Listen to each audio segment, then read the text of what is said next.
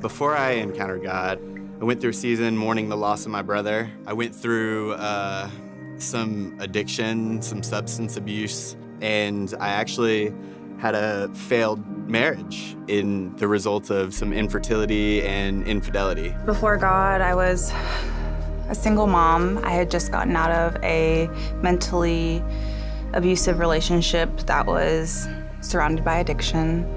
Started going out more and drinking more and living my life in a way I shouldn't. And I was kind of mad. I was mad at God. You know, like, I'm trying to do good for my son. I'm trying to do this. I'm working 2 jobs. I'm dealing with drinking and legal problems and being a single mom. I was in a dark place. So I was kind of in the middle of my storm when I encountered God. It was a holiday weekend, and I didn't have my little one.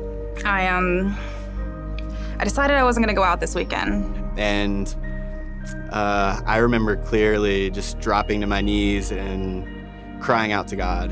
I just remember, like, sitting in my apartment. I was feeling really alone. And saying, I'm here and I need you to save me. I just closed my eyes and prayed, almost like I had given up on rebelling against him. I was like, you know what do you want me to do now, God? I started putting myself in that mindset, and kid you not, a week and a half later, this guy came into my life.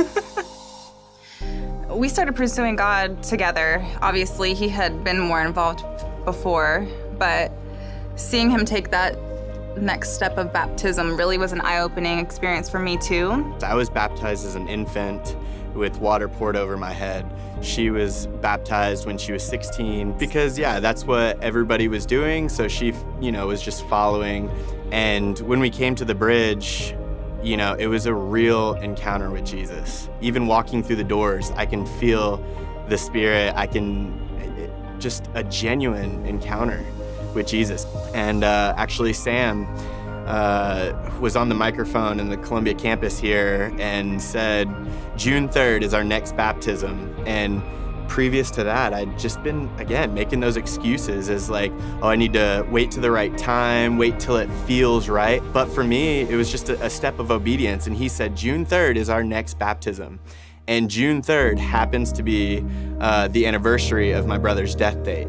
So it was very symbolic for me, and I was like, I have to do this. Me coming from such a dark place, it was like the message every time we were in service, it just was pulling at my heart of like,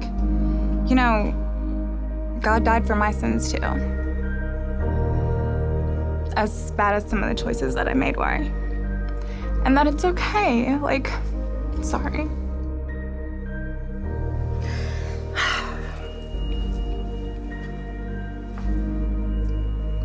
I don't need to sit here and judge myself, and I don't need to let other people judge me because God forgave me of my sins too.